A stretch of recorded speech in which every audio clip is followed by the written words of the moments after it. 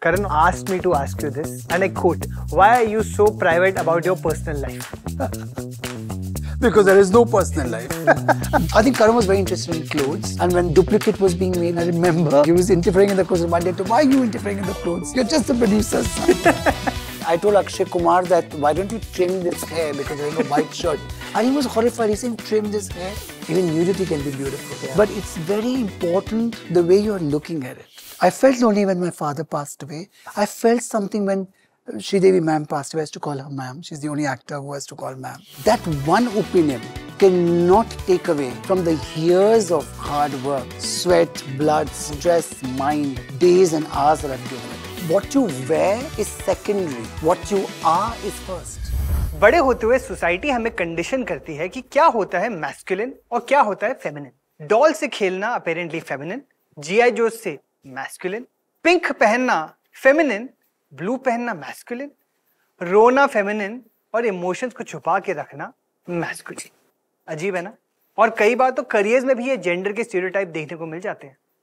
इन stereotypes को break करना आसान नहीं होता, स्पेशली उनके लिए जो इनसे लड़ने की शुरुआत करते हैं। आज के हमारे गेस्ट हैं एक आइकॉन जिन्होंने फैशन की दुनिया के सारे जेंडर स्टीरियोटाइप तोड़े। He normalized men being costume designers. He blazed the trail for glamour in Bollywood. He legitimized fashion in our country as serious business.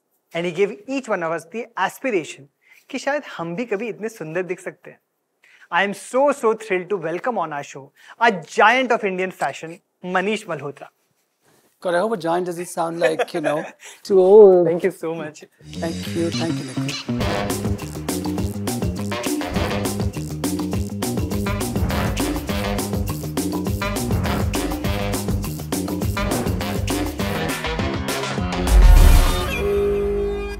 Manish, welcome to Be a Mania Season 2, presented by the Man Company. Thank you.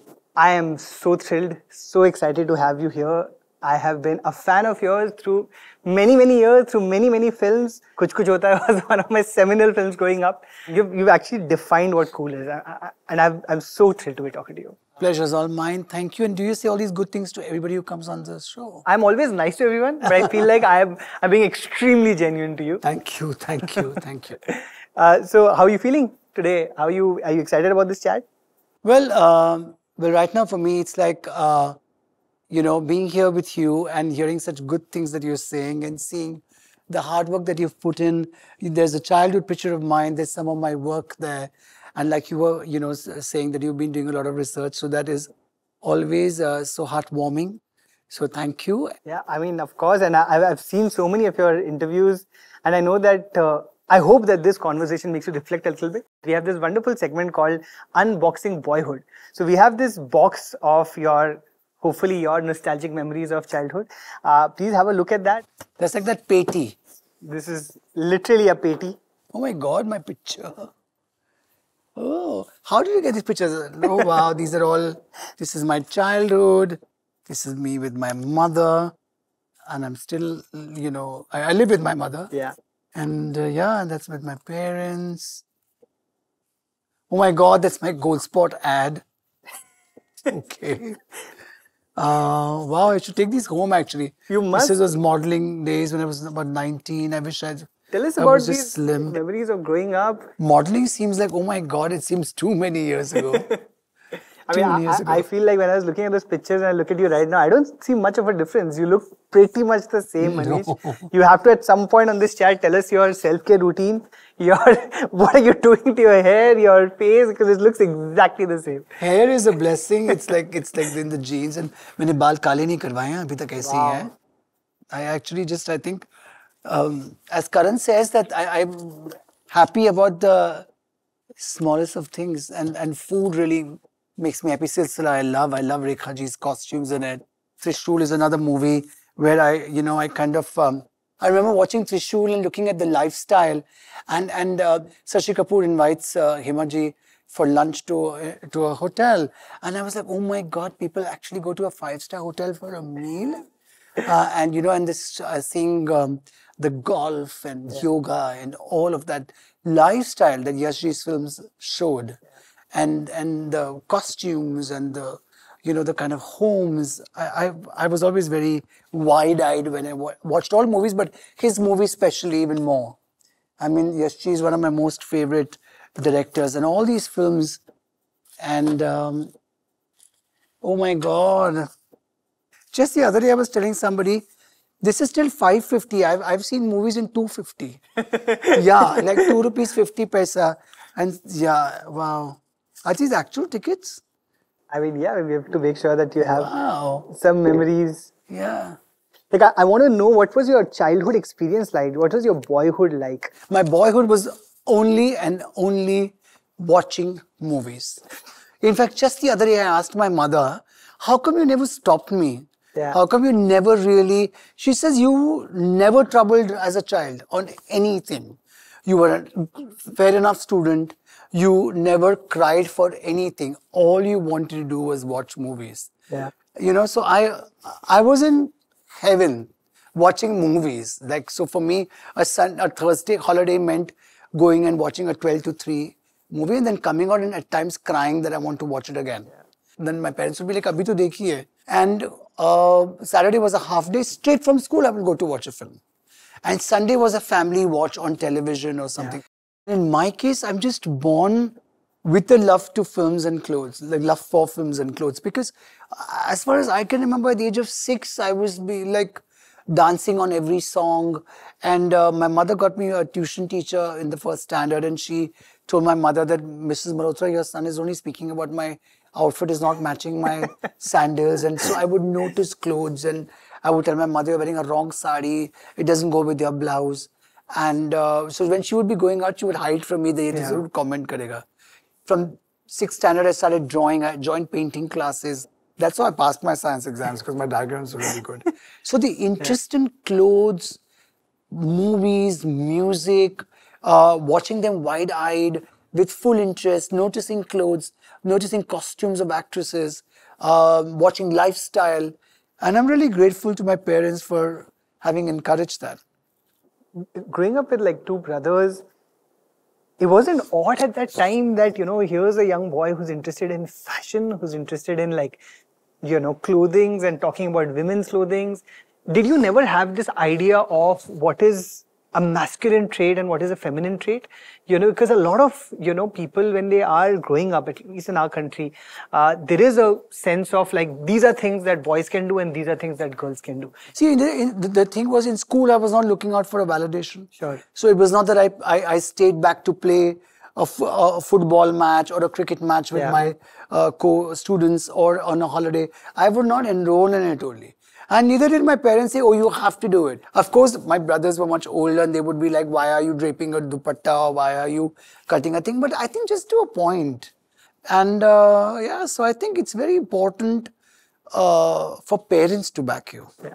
I think family support is a very, very important thing. How did you get this confident about the fact that, you know, doing this is absolutely okay? Because I would imagine, like, today, if there's a boy who wants to, you know, get into fashion or get into costume designing or styling, that's still, there are examples around you. When you were growing up, I would imagine there's no examples of... No, so this was in 2 phases, right? During my childhood, I had no idea that I wanted to be a fashion designer. Sure. I was only and only in love with films and clothes. And when it came to college, I started modeling. I mean, I got a lot of ads also because I had that very like boy next door kind of a look. The first time I got an ad, I got 2,000 rupees. My parents said, "Wow, 1 day ka shooting, not even 1 day, half a day shooting just to photograph, and you've got money." So it's a good thing to model. And then I started working in a boutique. In those days, 1988 or something, it was a very cool thing to work in a boutique. Really? Yeah. When the professional thing came, when they said, you're going to be an actor, I was like, no, I want to be a designer. I want to, the fashion industry was just starting, designers was just coming up. Yeah. What if I changed the look in movies? Because I feel the late 80s was seeing a decline in the way costumes were looking. It was not as chic as the 70s or the 60s, or as beautiful as the 50s. With that love and interest is how I got into movies. Still, the film industry was completely different from what I thought it would be. What was your first design experience like? Because was it it wasn't very common at that point of time for men to be styling women, was it? I was one of the first. So there was Zirks who had done a lot of work with Praveen Babi in the 70s and 80s. But when I got into movies in 1990, there wasn't any male fashion designer, you know. They suddenly saw कि heroine के कपड़े के लिए एक लड़का आ रहा है discuss करने के लिए. So they were a bit like. I actually started with 2 tailors in my house. One of my sister-in-laws was taking an exhibition to Hong Kong. And she ordered 40 outfits with me. And I remember going to her house with each sketch. And she was like, my God, so professional. Like I made every sketch that this is what I'll do, this is what I'll do, this is what I'll do. And David G, that's David Dhawan, he's, you know, Lali is my cousin's sister, Varun's mother, and David G's wife. And so she spoke about that to David G. And he called me for a song for Juhi Chawla. That was 1989 for a film called Swarg. And I also got into designing more for heroines because at that time men were like, oh, get me like many jeans, get me like t-shirts, I'll see what to wear kind of a thing, you know. But women outfit was very important. And I liked that thought that it's what I do is important to them. And, you know, and it's important to me as well. So I think that's how I got on to doing a lot more work with the heroines. I was also talking to Karan Johar, who was a guest on season 1, and he told me that there are 3 women in your lives that he feels you've been shaped by. One is your mother, one is your bhabhi, and one is Sridevi. Is he accurate? Yeah, I think so in a way, yes. I think my mother, because my mother is somebody who I worship because of the person she is, how strong she is. And my bhabhi, because she was like a sister to me, she is like a sister to me. And you know, I never had a sister and I saw a sister and I tell her everything. And I think Sridevi, because I learned a lot from her in the initial years, because she being a top star and having worked so much in South, the craft of costume is what I love. Her simple things like no lining in the sleeve, no gather in the skirt, and things because I had not studied fashion, right? It was all under observation. Did you also learn things from her as a person, as a human being? I think her kind of quietness and waiting for your work to prove itself rather than you talking about it is something that I also learned. But when you see a bigger person and a successful star like that, you think, okay, so that is the right way, right? And she also concentrated on things. So if she's doing her hair, it's all about the hair. It's makeup, it's all about the makeup. I have huge regard for her. And I remember we were doing a song in Vegas. For a film called Judai. And we were coming down the elevator and she said, you know, I might not work anymore. So I said, why? And she said, no, I've done so much. I've been working from my childhood. And I still remember it so clearly. I had a bit of a lump in my throat. And I said, oh my God, I've actually become emotional about her. And I'm like, oh my God, you won't work anymore and I'll kind of miss you. You know, and that time I realized those 5 years I had worked with her, I got so used to her that, and we had that bond that I would miss her. It's so interesting that to me that you said men didn't really care about what kind of clothes and women were so specific about it. I'm wondering, like, you know, over the years, how did you get men to recognize that, because you are the person who's kind of always styled people according to character, not really. And before you, if I'm not wrong, you know, in the 80s, 70s, etc., there was always, every actor had their own look. You know, when you had Amitabh Bachchan had his own look. I think that was most 70s, because in the 80s we lost all that, you know. And I think that's what we tried to do in the 90s, like bring back a kind of look. So I remember we were in Switzerland, we were shooting a song for Dhadkan. And I told Akshay Kumar that, why don't you trim this hair because you're wearing a white shirt. And he was horrified, you know, it was Dil Ne Ye Kaha Hai Dil Se. And the director, Dharmesh Darshan, was very supportive of me. And he said, yeah, it's a correct thing. You know, you're wearing a white shirt and just a sweater on. And of course, always the one brief was, sexy lagni chahiye. She should look sexy. And he would be like, but what is? I remember one brief I'd got, and which was like, she's going for a funeral, but she should look sexy. And I kept thinking, what does that mean? And then I understood that from my tailor that no, the outfit should be very fitted. So you kind of, you know, you learn in the business. You know, I remember Rangila, you know, and I think you were probably one of the first people who was able to find that line between what is vulgar and, you know, what is sexy and sensuous. Like, I don't think any film in the 90s has ever looked, and Urmila Matondkar, what she pulled off over there and what you both came together with Ram Gopal Verma, I think with the look that you created, it's iconic till date. I don't think there's any How did you find that line I between think what is... Ramoji was again very clear. I remember him calling me to Hyderabad to narrate the film to me, and I was so impressed. Like I'm important enough that somebody's narrated the script to me, and I have to tell you, what he narrated is what he made. And Urmila was an extremely hardworking girl and still is, and I think she owned it completely. And I think again it's the director's vision and medium of presenting it, right? Yeah. And in that, it's a lot is seen through Jackie Shroff's lens, right? Who's in love with her. I think anything that is shown aesthetically and taken care of the way it's being presented. Even nudity can be beautiful. You know, but it's very important the way you're looking at it. If you're looking at it wrongly or in a manner which you shouldn't, that comes true. There's art in everything. Tell me There's more. nothing more artistic than a beautiful body, right? But it's how you present it, how you see it. I love what you're saying, Manish, but I feel like I don't think like there is a understanding, among genders, what is aesthetic, especially when men are looking at women. I mean, there are conversations today about some Marvel films where, the way that Scarlett Johansson was being given these really tight body-hugging suits, in Avengers and pre that, was it required? Did she really need to be presented in that way? Could she have something slightly lesser tight, right? How do you figure out what is aesthetic? How did you figure out what is the way to present people with agency? I think it's very important to first understand a personal carriage. Because something that you can carry with a panache or with a certain style, it becomes you. But I think the problem arises when it's a misfit. When you're trying, then it looks it's forced. You're trying to make someone look sexy who probably is either uncomfortable or is not carrying it well or it's not that person. I think that's where the problem is. It's very important to see what's working on you. And I think that is something that I kind of understood and worked on. And for me, it was very important that I don't present it wrongly. What do you look back when you feel like out of all the things that you have presented on screen, that you feel like gets a lot of conversation and you're happy about that, and then stuff that you feel like, I wish that would have gotten noticed and, because I really did something there. I feel like, say, when I now see a lot of reels and when they're speaking about Kabhi Khushi Kabhi Gum fashion and about Kareena's clothes and how ahead of its time it was. And it's even, people speak about it even today after so many years, and about Rangila or about various movies. I feel I never even thought that this would last out and people would speak about my work, even today.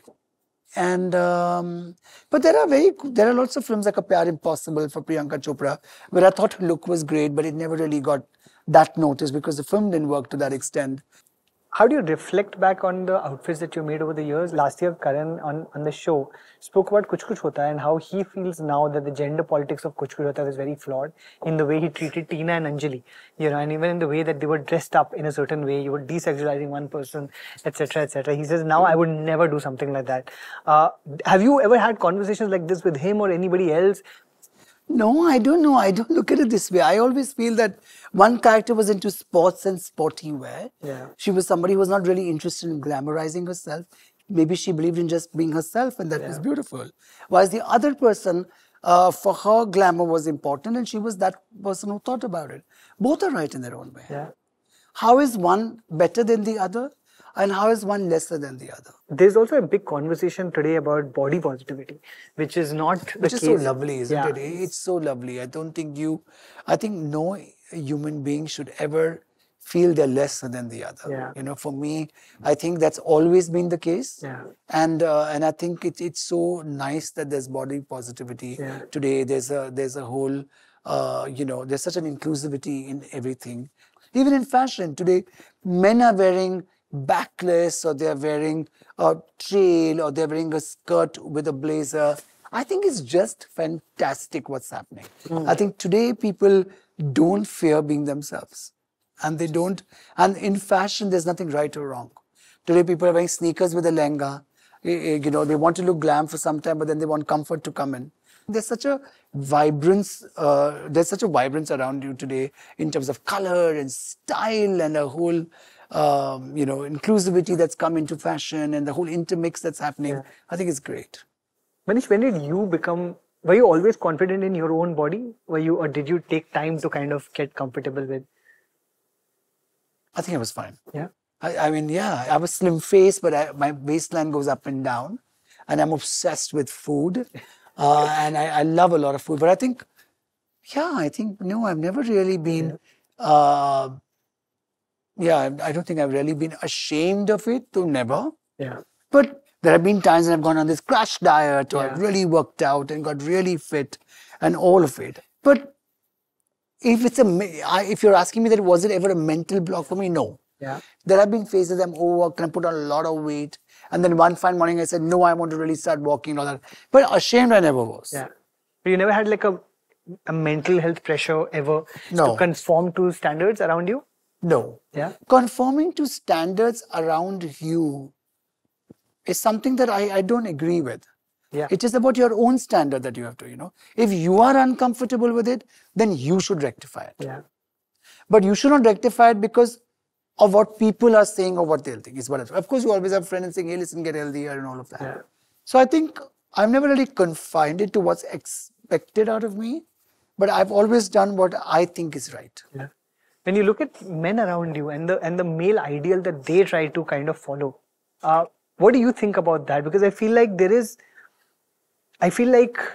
a lot of pressure sometimes also on, and I think increasingly so now to build a certain kind of a body. I've gone through it a lot. I've always been made fun of for my weight for the longest time, and I've used it as a defense mechanism, etc., etc. Clothes for me, fashion for me really became one of those things that when I go in a store and if I don't find, whatever clothes that I find fit me is my fashion, right? It's like I don't have like a style. My style is whatever XXL fits me. And in that time, when you're looking at everyone and the conversations around you, shouldn't it be the other way around? Shouldn't, clothes fit you versus you fitting clothes? Well, I think the men are also getting very conscious, and that's great. They want to change and they want to really look fashionable. Or there's a lot of fitness today, and people are really, into yoga and into being fit. And I think that's inspiring. Some people have a knack of clothes. Yeah. Size doesn't matter. They have a particular style and carriage, and some don't. And those who don't look out for help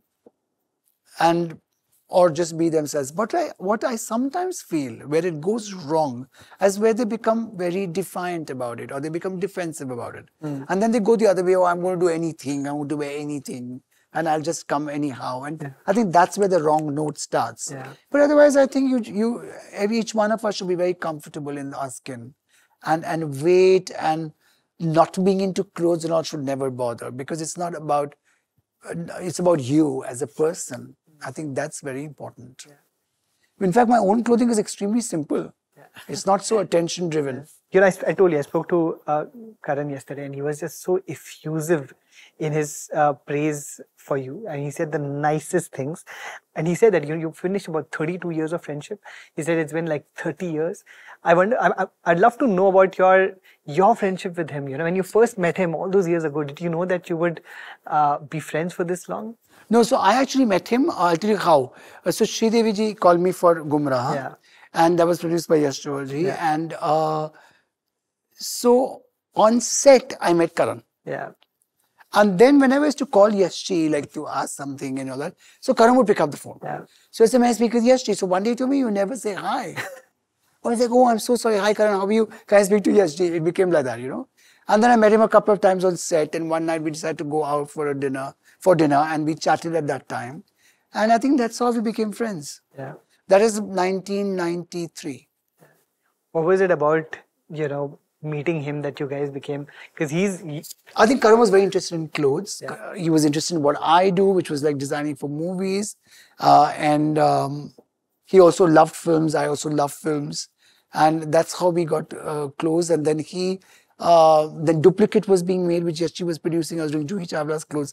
And I remember he was interfering in the clothes. And one day, why are you interfering in the clothes? You're just the producer's son. and things like that. And I think Karan has always been a person who is very warm. Yeah. And he is somebody who makes that effort. Through him, I met Aditya Chopra, and because he was assisting Adi. So I'm grateful to Karan for that. Dilwale happened through him. And I think even with Karan, I think our relationship is very honest. And I tell him sometimes, he says, you're too honest. It takes me some time to fathom that. And that's what Karan said. And but look at it. It's been what? Like he said, 92, 93. And that's till now. We're not only friends, we've also worked together. Of course. That's the difficult thing. Really? Friends to work together for that many years and to be friends. Yes. It's very rare. Because Karan is Karan Johar. So I'm sure a lot of other people will be not comfortable telling him that, no, this doesn't work. But he's not that person. He's very open to suggestions. He told me that the only time you both fought was Suraj Hua Madham, where he said that you threw the lehenga at each other. No, we didn't throw the lehenga at each other. Not at all. He said he literally said that you had a pillow fight with the lehenga. Not at all. He says, no, he's exaggerating. Not at all. So basically, I took this lehenga, very excited, to his office, and he looked at the lehenga and he said, this I don't like. And I was like, I said, personally hurt. And I was like, what? You don't like this lehenga? And he said, no, my face started going red and all of that. And I was like, what, you don't like this lehenga and all that? He was like, no. I was very upset. And I just walked out from the office. That's it. That's the story. He told me, you threw fits at each other. No, fits like in the sense of, you must have banged the lehenga on the table. But I think, I think that's what it was. And the things that I asked him that he loves about you, he said that, of course, he loves that you're very intuitive about people, that he really believes in your intuition when it comes to human beings. He thinks that he always asks his creative decisions to you. You're really good at that. He said you're, of course, very, very hardworking. And he also said that you are somebody who makes sure that dials down the drama in his life. Karan also asked me to ask you this, so I'm asking you this. He said, why are you so, and I quote, okay, he said, why are you so private about your personal life? Because there is no personal life. So there is I remember, many years ago, we were on a flight, one actor and me, and so she said to me, you know so much about my life, but I don't know anything about life. I said, but you have never asked me. And kuch ho bhi nahi raha hai. So, so I think that is why I'm so private about my personal, because there's nothing happening. He said something very lovely as well. He said that, when you were all starting off in the industry, there was a silent bond that he said you had with him and Niranjan Iyer about these men who don't fit in with the world around them. That's true. In fact, when the first time I met my friend Niranjan, I was on a shooting I had gone to meet Meenakshi Seshadri. She was shooting with Vinod Khanna. And Niranjan, we just started talking. And it was the same conversation of films and food and all of that, which is still the same conversation, right?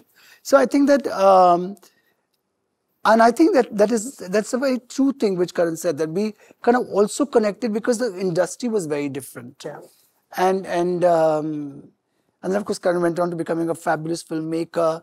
And that also actually somewhere helped all of us. Yeah. Because, we were here associated with somebody who's successful. And then, of course, for me, Rangila and all that had all happened.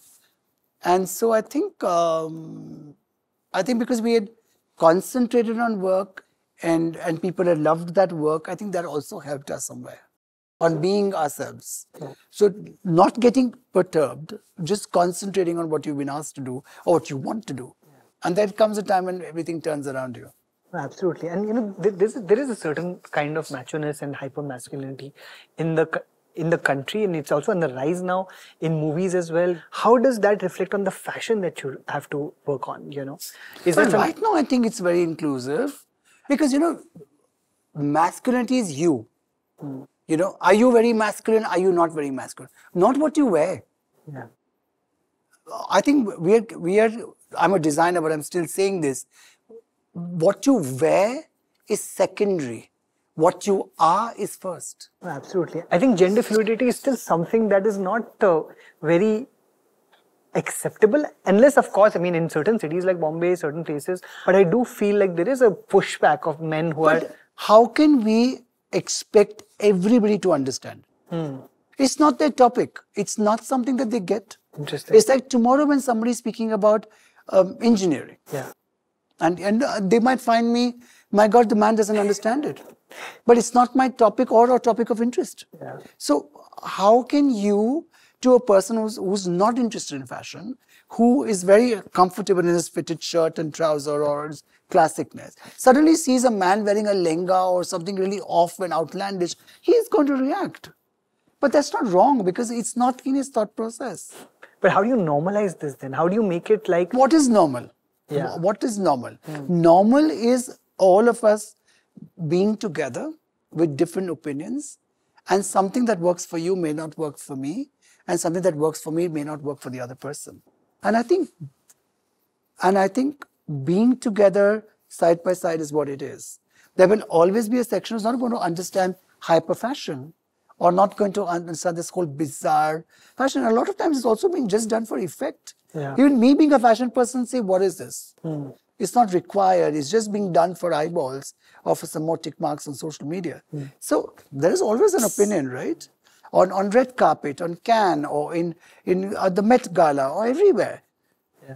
You never get, given that obviously your work is scrutinized in public, you never get faced by any criticism that comes. Well, we've had fashion sites criticizing us, and sometimes when you're a popular name, it's even more brutal. Yeah. It's a bit more harsh. So for that, sometimes when you read it, you are affected because you're human. But whether I take it too much, no. I feel it's an opinion. No, it doesn't work for you too bad. Because that one opinion cannot take away from the years of hard work, sweat, blood, stress, mind, days and hours that I've given it. You could be saying it because you're biased. You could be saying it because you didn't get it. You could be saying because it genuinely was not good. But it's not going to change what I would think. And I would just think about it for a minute, and the next 10 minutes I moved out of it. And I moved on to my job that I'm doing. Manish, I think one of the things that I'm getting over here is that you have this incredible clarity of thought. And you did a conversation with Sadhguru where you asked him a question if self-love is selfish. In a country where even today, most boys, and I include myself up until recently, were, for us, self-love kind of has been like even washing your face with sabun ki tikkiya. Like literally there is such less understanding of self-care, such less understanding of self-love. How do you have this conversation with men around you? Is this something that you feel guilty about? I believe in self-love. Yeah. I don't feel guilty about it at all. Because if you're not going to love yourself, how can you expect someone else to love you? Yeah. So I don't think self-love is selfish. Selfish is selfish, self-love is not selfish. I think more than self-love is respecting yourself. It's only when you respect yourself that you'll be able to respect others.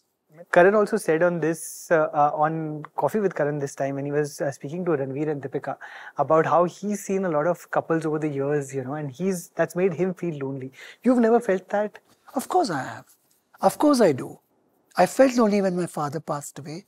I felt something when Sridevi ma'am passed away. I used to call her ma'am. She's the only actor who has to call ma'am. And sometimes I do. But I think that I kind of then find something which is more exciting. And I think today for me, our brand expansion, we're getting into diffuse as a label and coming up with those stores. So I kind of find something which distracts me further. For example, I've also started, I've started a very intimate production house, which is like how in the West, they have independent producers who make those alternative films.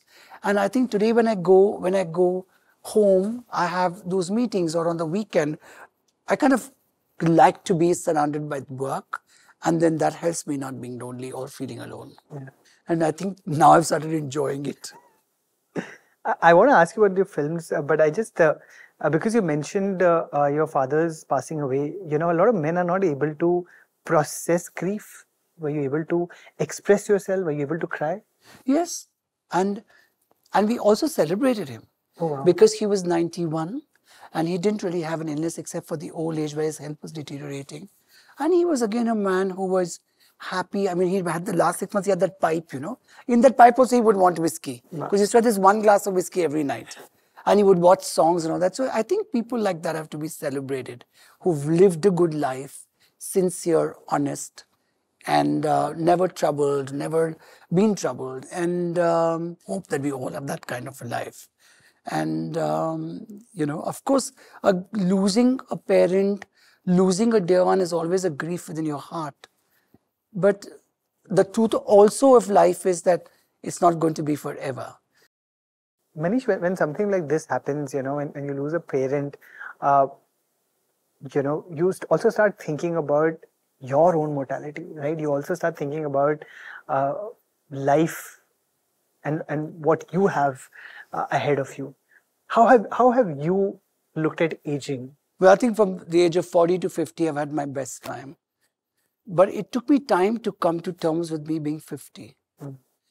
And yes, you're absolutely right. Once you lose a parent who you've always lived with, you kind of look at all of that and start thinking that way. And there are times in the night where I still do think, oh my God, I'm 57. I have so much to do. How much time, all of that. How many years will I work? I'm there with my mother. Who's going to be there with me? So these are all thoughts that come into your mind. I would be lying if I say that those don't come into my mind. And there are times when you think and you do worry also. And that's the time when you suddenly feel alone as well. But rather than just dwelling into it and making it a thought process, I kind of try to go out of it, and work helps me do that. Being really preoccupied with lots of things helps me do that. You don't worry that a lot of your focus is, as an example, of course, your fashion business is doing wonderful. And now you started this, your production company. Do you not worry that what if this doesn't work out? You've taken this risk after you've achieved so much. You have a brand name, you have a name in the market. Can I afford to make risks? Can I take new risks that if they don't work out, what happens to me then? What happens to the story of Manish Malhotra? That's not a thought. How do you become confident about doing something new like that? Well, I think that if after working so much and being 50 plus, if now I'm not going to take risk, then when am I going to take risk? Fair. And risk, when you're stressed about a risk, means you're stressed about failure. Yeah. I have not worked so many years that this one failure is going to really reflect on that. And if it is going to, then too bad. So I don't fear failure. But I would not be comfortable with myself that if I wanted to try something in terms of work or a career or an alternative something and I didn't do it. I think that is what would bother me much more than a failure. And I think maybe tomorrow my films might not work, but at least I tried. I gave it my all. I gave it patience. I gave it 4 years. I've given it time. I've given it the love. I've given it the affection. I've given it the honesty. Yeah. With the films that you're making, I was very surprised to know that a lot of your films are very rooted and grounded, especially. But your career has been built on these glamorous, opulent films. Why was this decision that you took? I think I always wanted to start a film company which would be different from what kind of work that I've done till now, which would back directors and writers who probably not many people wanting to risk with, but I would do that. And also, I think working with actors who are not my friends, were interacting with the storytellers, interacting with musicians or people who I've never met is an exciting thing. And something which is glamorous and something we can always make that. That's homegrown for us, right? Yeah. And I think the 3 movies that we produced, Bantiki and Train from Chaprola, as well as Uljalul Ishq, are all very different from each other as well. Different worlds, different format of storytelling. And I think that's what attracted me to them. Yeah. And Manish, I feel like you are the kind of person who can bring something equivalent to the Met Gala in India and do something at that scale, I'd love to. But I'd love to know if that were to happen, what would the theme be? What would you... Well, I think we should start with Indian cinema. That's the right answer. I think perfect. I think this is such a wonderful conversation, Manish. Thank you so much for bringing such an authentic part of yourself over here. You've got these quick segments that I want you to do. There's a segment called Vivid Want to Know. We've got a couple of women to ask you questions. Oh God. Okay. One who you will hopefully also know. Oh, Jahnvi, I love. Hi, M. So my question is, as someone who has shaped the face of glamour in this country, when someone thinks of what an Indian film heroine is, they immediately think of all of these iconic images and characters that have been designed by you, curated by you, all of these beautiful visuals that you have come up with, from the 80s to the 90s to the 90s, 2000s not to right 80s. now. And I think gender roles have been evolving, of course, as society has progressed. How are you so with it, and how do you have such an accurate representation of the progress of gender roles in each generation since you've started designing clothes and shaping how cinema portrays men and women? How do you think it's changed right now? How are you so with it, and how do you embody it so beautifully and so glamorously in all of the films that you work on? Because I film friends like Jahnvi, and I think because I see, there are two ways to approach this. I'm the big daddy, I've done this, I know it better than you. Or say, no, let me hear you, because you will have something new to say, because after every 10 years there's a new generation which has something progressive to say. And I'm all ears for that. Even my office, the whole culture is not that the HODs have their separate cabins and all of that. No, it's a very intermingling office. I love to meet the interns, chat with them. I think it's very important.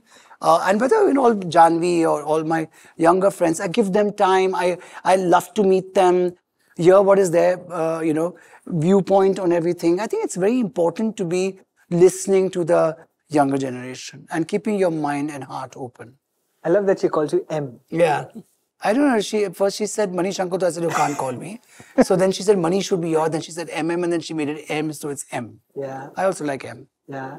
Do you feel a particular affinity for her and absolutely, absolutely. My God, I've seen her from the day she was born. Yeah. And in fact, I remember going to see Khushi in the hospital also. I believe a lot in both of them. They are wonderful girls. Khushi is just starting her career. Jahnvi's already done some good work. And Jahnvi is someone who I think is her good and her fantasticness is yet to come on screen. And I'm sure even Khushi is going to evolve in being an actress to reckon with. Because they're focused, they're hardworking, they have a heart, they look good, and they're ever evolving. I think they're fabulous. Do you see Sridevi ji's genes, or do you see some parts of her? I think Sridevi ji's clarity is in both of them.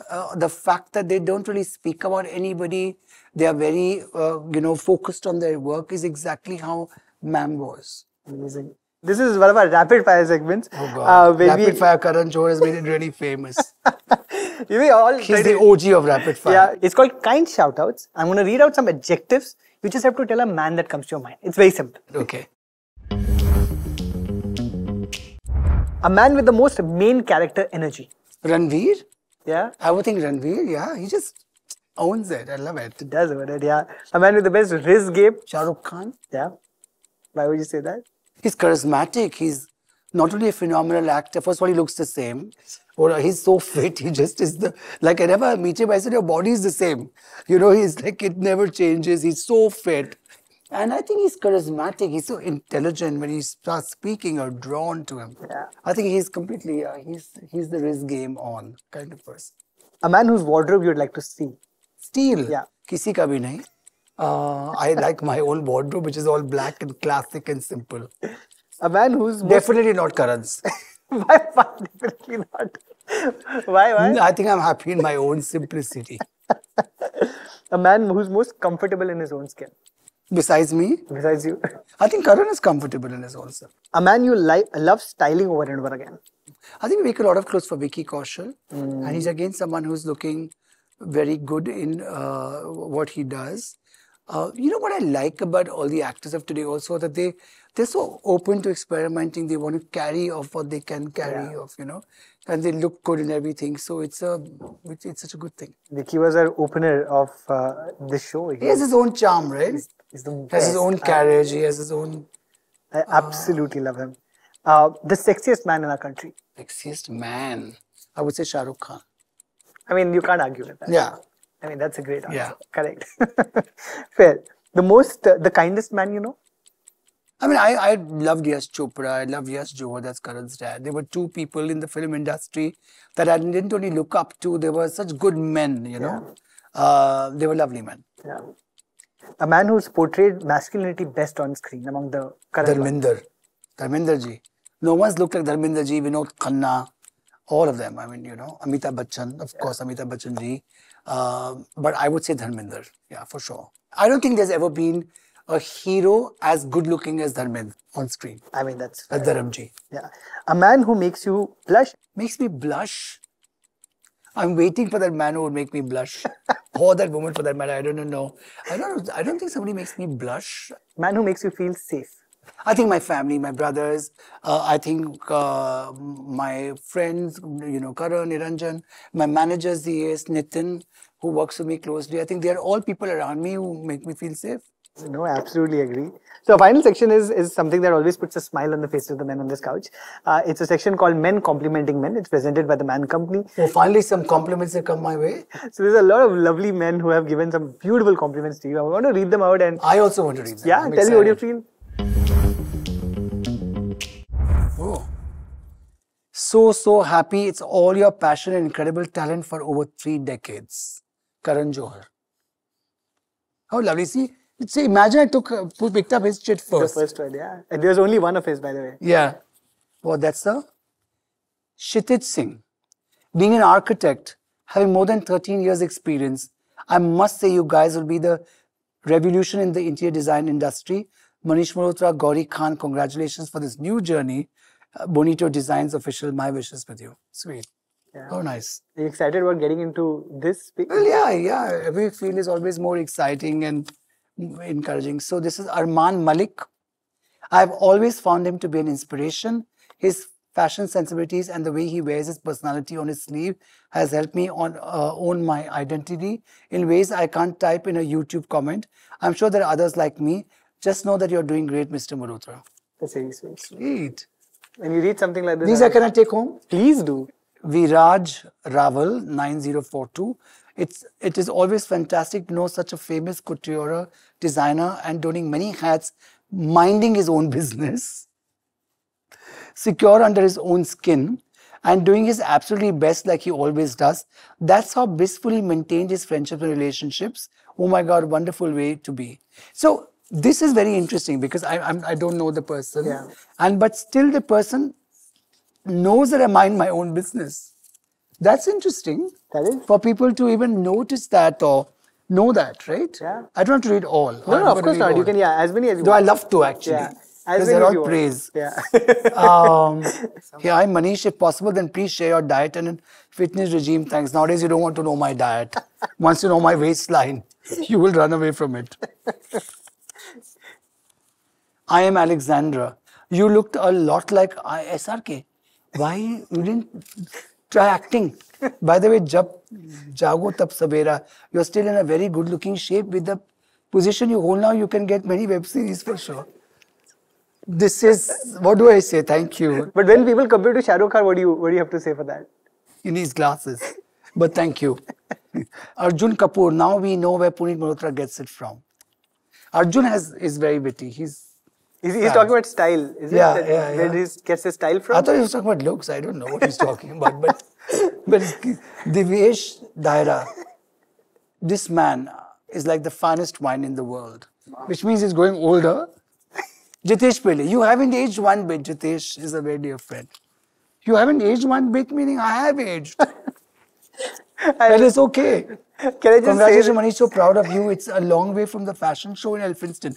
That's right. In my college, I was the first person to do a fashion show. Styling it, choreographing it, getting the clothes also. Yeah. A friend of mine helped me with the clothes and putting it all together. I love the way I'm reading everything. Yeah, I just want to say, like, nobody's read as many, so I'm very happy. Yeah. So बहुत दिनों के बाद praise मिल रहा है. My people. एक दिन ऐसा आएगा भैया जब मैं भी आपसे अपनी ड्रेस रेडी कराऊंगा पक्का promise. Very good. How sweet. Yeah. मैं सब पढ़ूंगा आज. Go for it. Yeah. Manish Ahuja, you look like Bruce Lee. But this a lot of people used to tell me when I was very young. Yeah, that I look like Bruce Lee. जिंदगी तो हम लोग जी रहे हो, हम तो काट रहे हैं. Cool looks bhai, enjoy, I love you bhai until I'm in the world. Thank you bhai. Last two left. Puri was handsome. What lovely jeans. So he's praised himself. Last left. I've read all. Faraz Ansari. Iconic. Faraz Ansari's made a lovely film called Bantiki, which is going to be our first film for a production. Yeah. Manish, you have officially won this round for all rounds so far. Praise नहीं मिलता है ना आज देखो कितना मिला है. I've read all of these.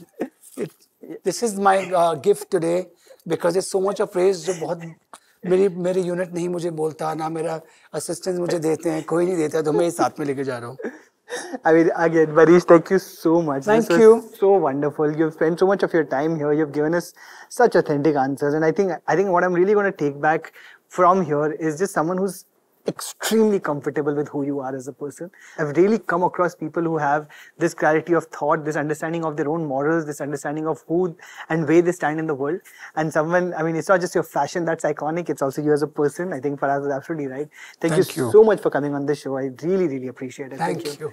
Can I give you a hug? If you Of mind? course. I have to hug you. इतना मुझे praise करवाया आज आपने. Thank you.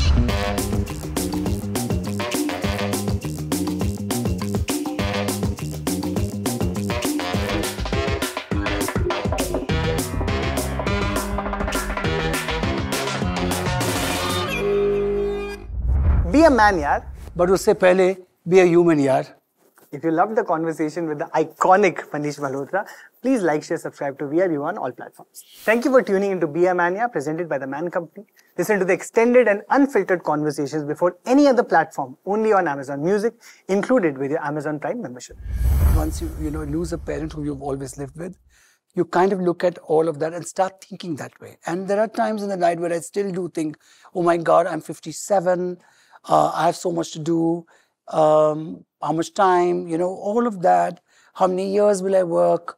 I'm there with my mother. Who's going to be there with me? So these are all thoughts that come into your mind. I would be lying if I say that those don't come into my mind. And you do worry also. And that's the time when you suddenly feel alone as well. But rather than just dwelling into it and making it a thought process, I kind of try to go out of it. Gender और sex दो अलग अलग चीजें हैं. जो sex है वो है आपके बायोलॉजिकल ऑर्गन्स. जेंडर आपका एक्सप्रेशन है. हम लोग पिंक को फीमेल से ही रिलेट करेंगे. ब्लू है तो ये लड़कों का कलर है. मेरे दिमाग में भी वही सब चीजें थी कि नहीं मैं पिंक नहीं लूंगा. जब हम लोग स्कूल जाते हैं सिर्फ हमें किताबें रटवाई जाती है. बेसिक एटिकेट्स क्या होते हैं वो सिखाते ही नहीं है. एक फेज था कि जहाँ पे कोई अगर गे कपल है तो मैंने उन्हें भी परेशान किया है क्योंकि मुझे खुद नहीं पता था कि मैं गलती कर रहा हूँ. मैस्कुलिनिटी मेरे लिए दूसरों को आगे बढ़ाना, हमेशा सिर्फ अपने आप को नहीं रखना हर चीज में. झगड़े करना या मतलब दूसरों को नीचे दिखाना वो मर्दानगी नहीं होती है. मेरे स्कार्स मेरे लिए मेरी प्राइड है. वो स्कार्स रहेंगे तो मुझे पता रहेगा कि हाँ मैंने ट्रांजिशन किया है. वो अंदर से खुद से फ्रस्ट्रेशन थी कि भाई तुम ऐसे क्यों पैदा हुए हो.